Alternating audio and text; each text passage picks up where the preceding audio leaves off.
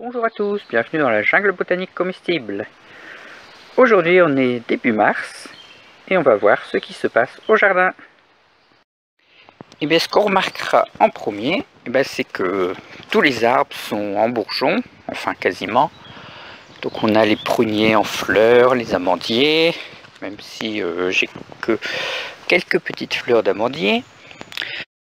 Mais sinon tout se réveille. Donc par exemple on a la lierre, les salades. Alors il y a un gros travail de désherbage à faire parce qu'il y a plein d'herbes qui poussent. Vous voyez comme là. Bon, sauf que là je les ai déjà retirées, donc il y en a plein. Sinon dans les pots ça pousse. Alors je suis envahi de consoude. Donc je suis envahi de consoude du Caucase. Mais c'est bien parce qu'il n'y a aucune concurrence au niveau de l'eau. Parce que ça pousse très très tôt. Voilà, vous voyez que là, elle est où? J'en ai déjà en fleurs ici. Je sais pas si on voit bien là. Donc une fois que ça va commencer à devenir sec, on peut tout retirer la partie aérienne et voilà, il n'y a pas de souci. Donc les choux de Banton vont bien, vous voyez, il y a de la mâche qui pousse un peu n'importe où. Et voilà, il y a le houblon, j'ai vu. Bien sûr, je vais pas vous le trouver, mais bon. Il y a le houblon, là. Il est là. Le houblon qui commence à sortir. Là, on a des pissenlits. Alors, quel est ce doux bruit? C'est de l'eau. Parce qu'en fait, je commence à arroser ce qui est en pot. Parce que je pense que ce que je faisais mal les années précédentes, c'est que j'arrosais pas les premiers mois de l'année en fait. Et ici dans le sud par exemple, il n'a pas plu depuis une semaine. Et quand on a un pot où il y a plein de trucs qui poussent, s'il pleut pas, dans un pot ça va quand même être assez limité. Donc là j'ai branché le système et j'arrose. Donc voilà, donc je pense que du coup il y aura beaucoup plus de choses qui pousseront au départ. Ce qui sera vraiment bien. Voilà. Alors au niveau des bonsaïs, il y a un très très gros travail. Parce que pour l'hiver, je mets tous les pots par terre. Pour les protéger un peu du vent et voilà, surtout qu'ils ne tombent pas. Et aussi pour libérer les étagères pour éviter les problèmes de pourrissement, tout ça. Parce que s'il y a de l'eau qui va rester en contact des pots, sous les pots tout l'hiver, ça va pas être très bon. Tandis que quand il n'y a rien dessus, du coup, quand il fait beau, ça sèche et il n'y a pas de souci. Donc au passage, je reponce un tout petit coup léger, je mets de l'huile de lin et ensuite je remets les pots. Bon, avant je vérifie ce qu'il faut rempoter, je les mets de côté. Et donc voilà, il y a un très très gros travail pour l'instant. Donc je pense que j'aurai fini dans 15 jours. Vous voyez, après ça donne ça, c'est quand même mieux. D'ailleurs, je pense qu'il faudra que je commence aussi à les arroser. Je verrai. Bon, on verra, peut-être que demain il fait pas très beau. Donc on verra. Donc par exemple ici on a un pot qui a cassé, qu'il faut que je change. Et puis les bonsaïs qui ont trop grandi, qu'il faut que je mette dans un pot plus grand. Ou je renouveler la terre. Alors cette année j'ai pris aussi la résolution de ne planter, donc je parle de la pleine terre ici, mais de ne planter que dans des pots protecteurs ou dans des bunkers pour protéger des campagnols. parce qu'en fait, en retravaillant le sol, voilà, j'ai revu que voilà, c'était vraiment un gruyère et c'était horrible. Donc en fait, il n'y a que les plantes qui ont des racines très profondes ou à l'opposé vraiment très superficielles qui vont pousser. Mais sinon, ça marche pas. Voilà.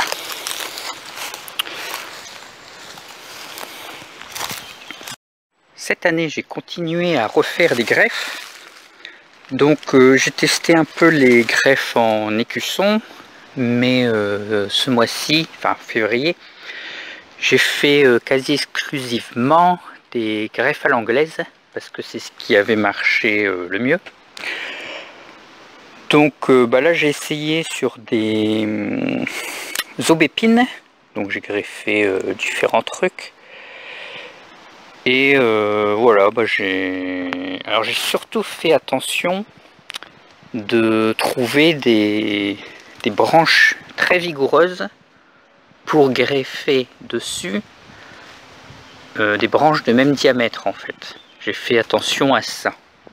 Après que ce soit à 2 mètres du sol ou à 10 cm ou vraiment sur une branche latérale, ça je m'en fichais complètement. Voilà. Parce que l'année dernière, j'avais essayé sur des petits pruneliers et tout, qui étaient en bas là comme ça. Et j'avais fait sur des branches qui n'étaient pas vigoureuses et il n'y avait rien qui avait marché.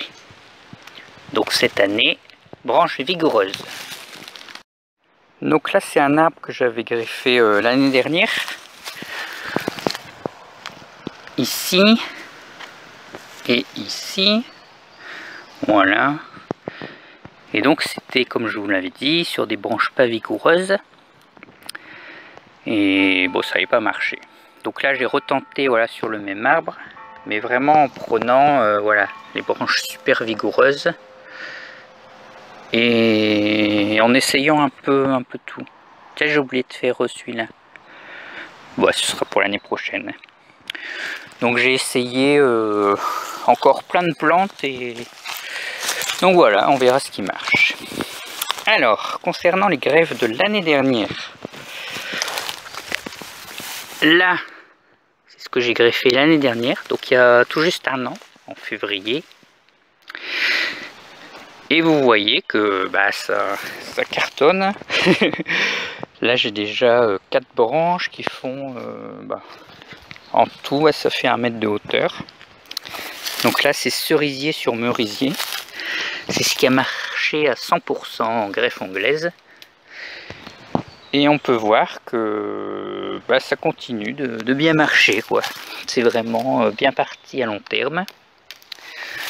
Donc c'est vraiment cool. Voilà, donc j'en ai plein et j'en ai refait. Donc là c'est les greffes en écusson là, chip budding que j'ai fait cette année. Mais bon, je suis pas sûr.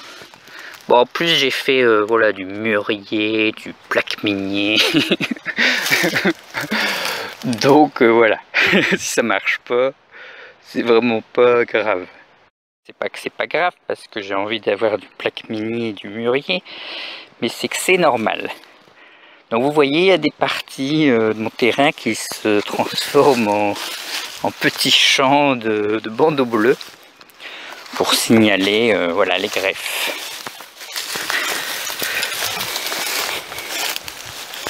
Donc là c'est des petits coins que j'ai fait l'année dernière là. Je vous avais parlé que j'avais balisé et tout. Et vous voyez que ça a super bien poussé.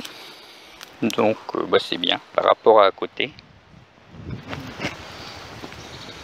J'ai greffé aussi sur des tout petits. Vous voyez, celui-là il est tout petit. Et voilà, comme ça en plus ça me permet de les baliser. Parce que vous voyez là, c'est vraiment pas très visible.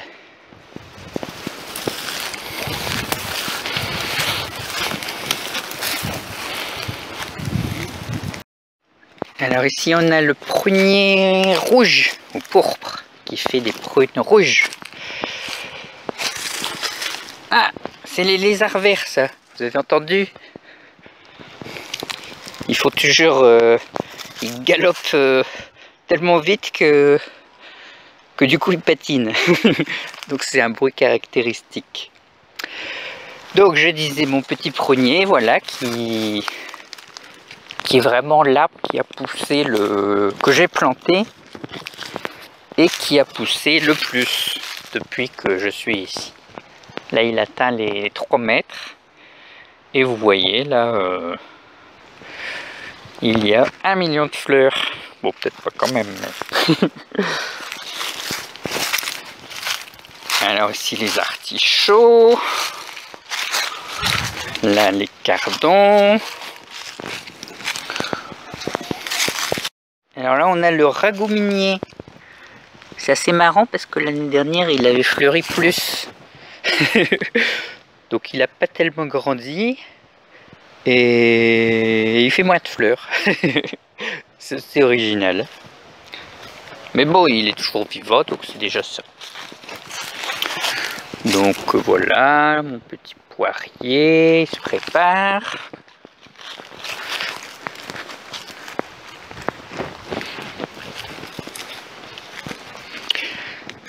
Les pêchers donc sont en fleurs. C'est des petites pêches. Fenouil.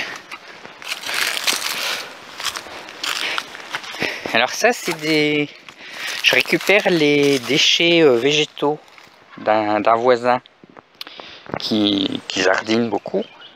Et donc quand il y a des trucs pour les poules ou tout ça, il me les laisse et je les récupère.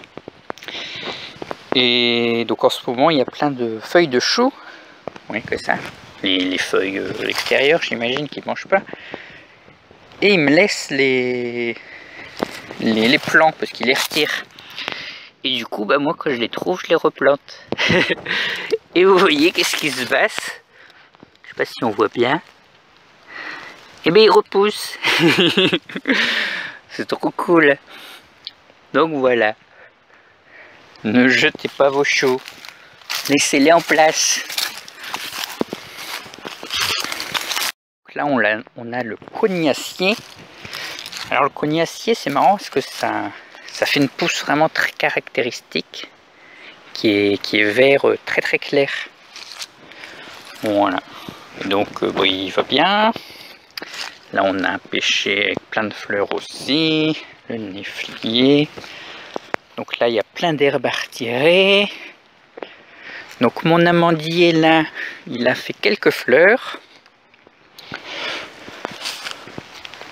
Et au niveau de l'entrée, on a les pruniers donc, que j'ai plantés aussi en arrivant. Bah, en fait, si ils ont grandi autant que là-bas, que l'autre. Mais enfin, ceux-ci, ils ont une exposition privilégiée quand même. Ils sont dans la butte du bassin. Donc, on comprend que tout ce que j'ai planté ici, ça a vraiment beaucoup mieux poussé, quoi. Et là, vous voyez que ça cartonne. Et alors ce qui est marrant c'est qu'il y en a un qui fleurit un tout petit peu après l'autre. Donc c'est marrant. Voilà, sinon il y a plein de trucs qui poussent. Donc c'est vraiment bien. Donc là on a la marque que je suis en train de réparer, on va dire, d'améliorer.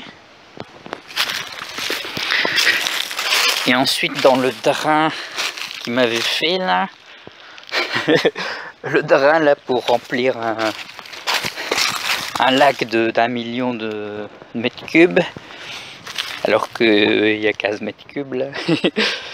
Du coup j'ai planté plein de trucs et ben donc ça devrait bien pousser parce que c'est de la terre que j'ai apportée et puis ça fait 50 cm de profondeur, donc voilà, c'est bien.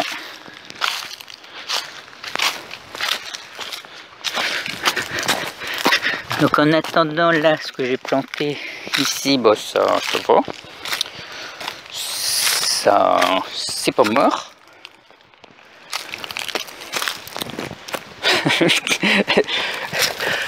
Le persil il est plus gros que mon artichaut.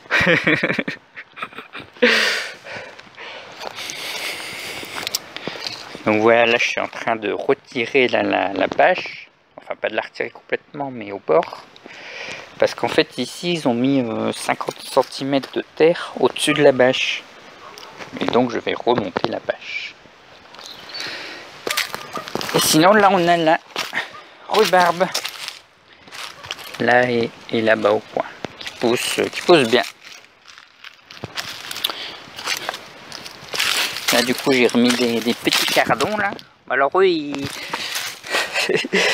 ont un traitement pas terrible quoi. Parce qu'ils n'ont pas eu de bonne terre et voilà, ils doivent se débrouiller.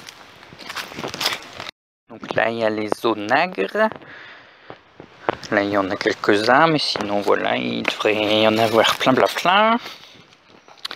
Et donc là c'est le coin que je vous disais qu'il fallait que je nettoie.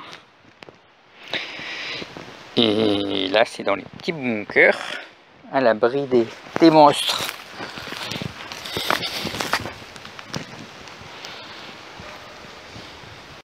Donc ici il y a des topinambours.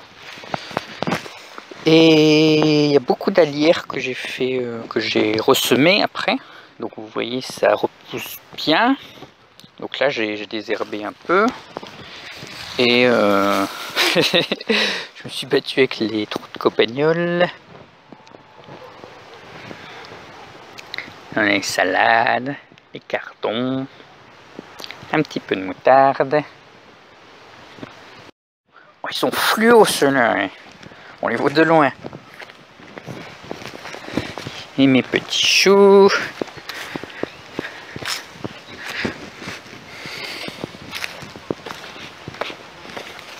Donc ici on se trouve en bordure de ruisseau.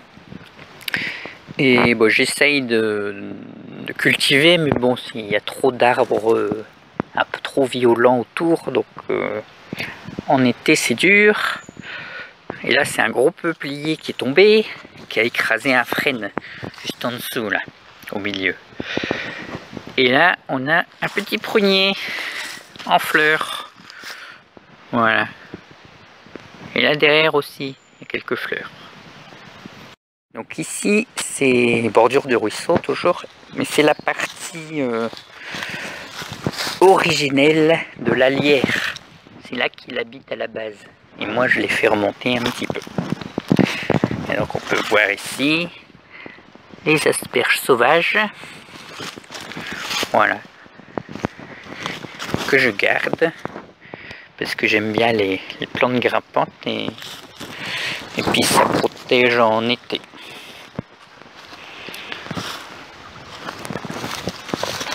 Donc on a de la consoude, qui veut de la consoude, et là un noisetier, et derrière le néflier, et puis des groseilliers, et plein de choses. Alors ici on est entre la jungle et la future jungle. Et donc c'est pas à moi ici. Et il y a un prunier là monstrueux qui fait des toutes petites prunes jaunes. Mais alors il y en a 1 million.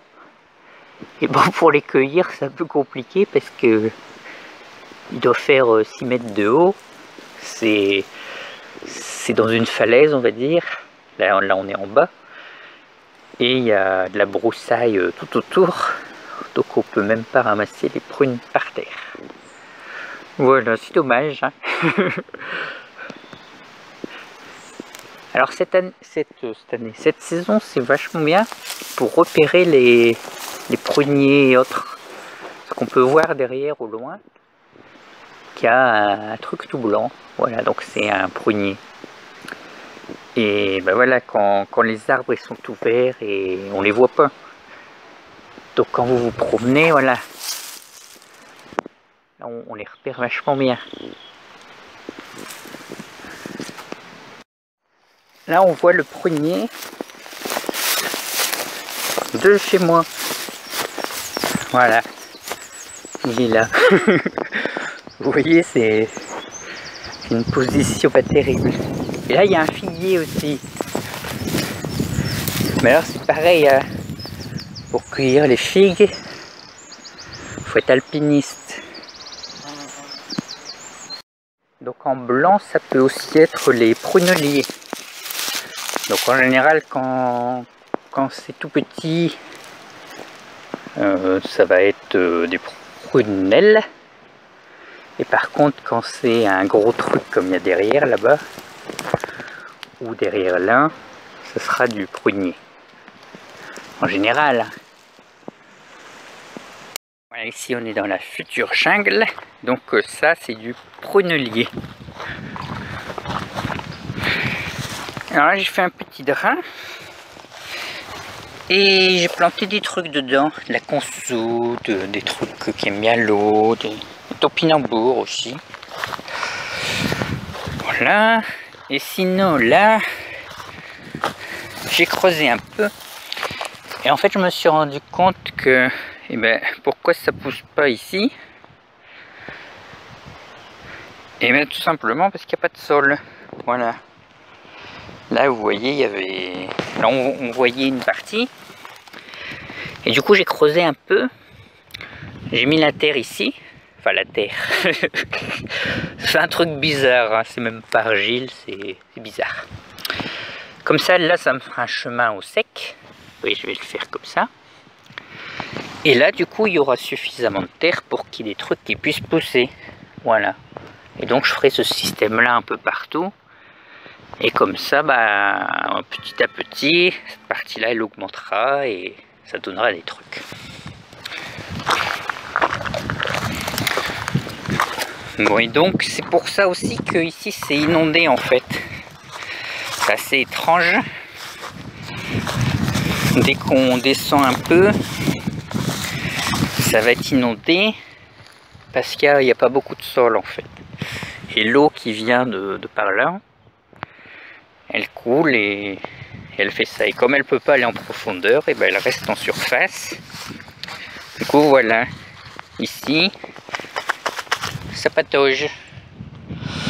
Donc bah, c'est compliqué pour, pour faire quelque chose ici. Mais bon, en attendant, je me suis amusé. Là, il y a des vignes sauvages. Donc, j'essaye de les faire venir vers ici. Ensuite, il y a plein de petits pruneliers, des pruniers. Donc, j'en ai greffé. Et voilà. Et ici, j'essaye de repérer tous les arbres qui poussent. Comme ça, bah, ça donnera des choses. Là, c'est la vigne que je viens de planter, vous voyez, elle fait déjà 10 mètres.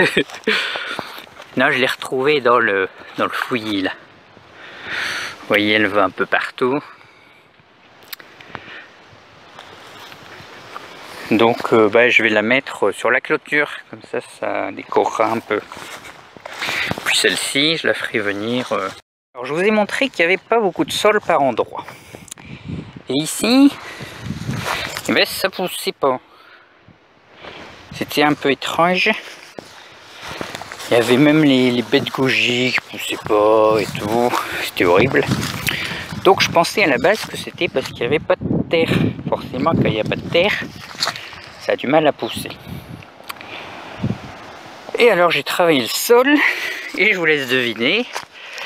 Et ben si, il y avait vraiment de la super terre. Par contre, il y avait des super galeries de campagnols partout encore. Et du coup, bah voilà, c'était horrible. Donc, mon choix ici, c'est j'ai récupéré du carrelage récemment. Et donc j'ai fait des micro-bunkers qui séparent un peu tous les arbres, globalement. Hein. Donc au fond, sur les côtés, et là j'ai fait qu'un petit peu. Du coup, bah, les campagnols, avant de tout massacrer, ils devront faire des détours et voilà.